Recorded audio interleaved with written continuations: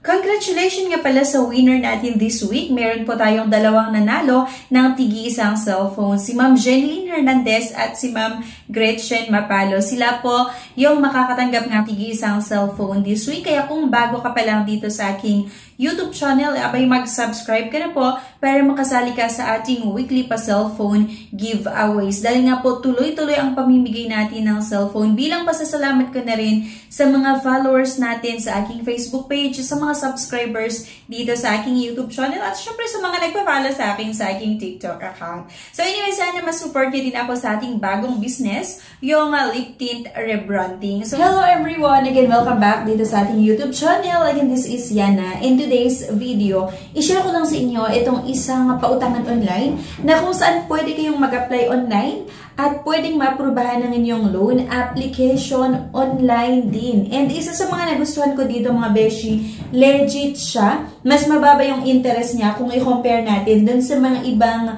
loan app na nagpapautang online. So, ang isa sa mga nagustuhan ko dito mga beshi ay napakabilis yung pag-apply sa kanila. Kasi nga, i-click lang natin yung link na makikita niyo sa description below at syempre sa comment section at ma-redirect kayo mismo dito sa kanilang website kung saan pwede nga tayong mag-apply online, mag-fill out online at syempre ma-aprubahan online. So, yung mga beshi, subukan ko ipapakita ko sa inyo kung paano nga ba mag-apply online. Pero bago ang lahat, kung kayo ay naghanap ng iba pang option na pwedeng mahiraman online, meron din po akong nilagay na 8 or 9 link nga po na makikita niyo sa comment section at sa description below. So, disclaimer, try or apply at your own risk.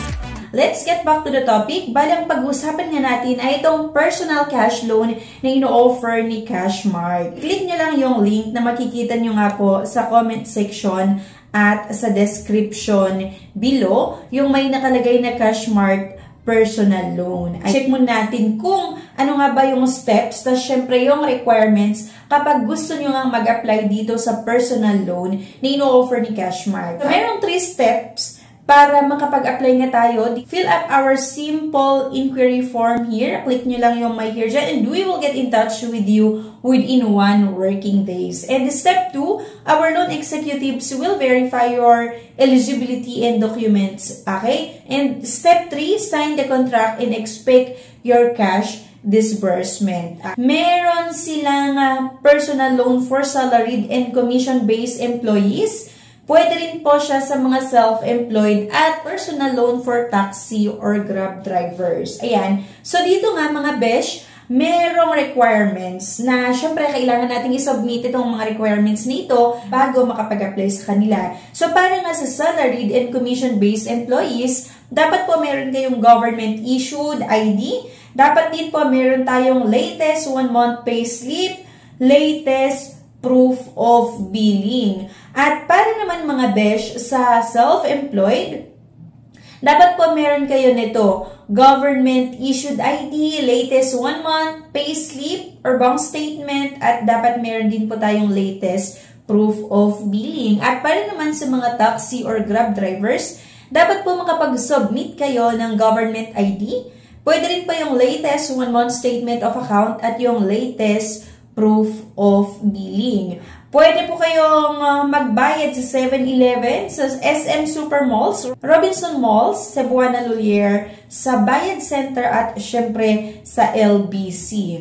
Etong si Cashmart nga pala, meron silang iba't ibang product na ino-offer. Meron silang personal loan, salary loan, car loan, and OFW loan. Pero focus muna tayo dito sa personal loan kasi nga dito sa personal loan merong for salaried and commission based, for self-employed and taxi drivers. So sa mga susunod na video ay pag-uusapan din natin yung mga iba.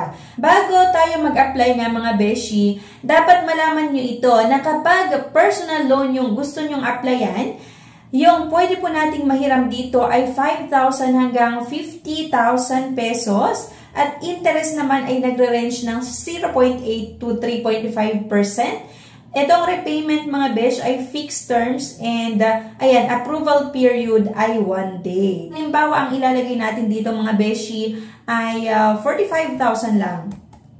Ayan. So, dun sa 45,000 mga besh, yung payment terms nila merong weekly, merong bi-weekly, at meron din namang monthly. So, mamimili na lang kayo kung ano yung gusto nyo. Kung weekly kayo magbabayad, every 2 weeks or monthly tayong magbabayad. Pero sa akin, mas maganda yung monthly kasi nga diba, mas mahaba yung time para makapag-prepare tayo ng pambayad. Click natin itong apply now. Nung nag-try kami kasi before, OFW loan yung sinubukan namin, then meron siya talagang confirmation sa aming email address or sa aking email address. Kailangan natin sagutan nito mga beshi. Click natin yung create account. At login details, kailangan natin ilagay yung ating province. Dito mga beshi, kailangan yung i-upload yung mga ID. Touch government ID, ATM attachment. Please enter code receive via SMS. So, click lang natin ito mga beshi. Kung makita nyo dito sa gilid, may nakalagay na resend.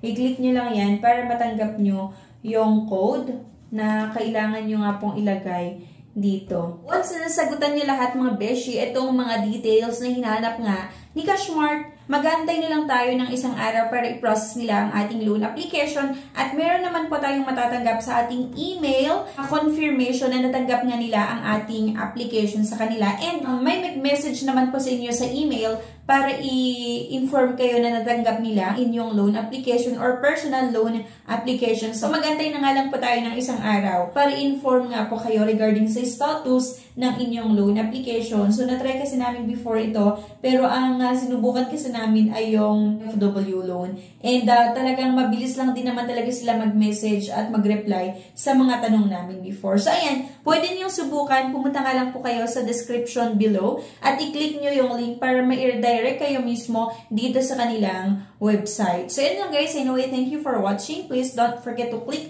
the subscribe button. Sana i-like nyo yung video na ito at i-share nyo na rin. Thank you guys and bye-bye.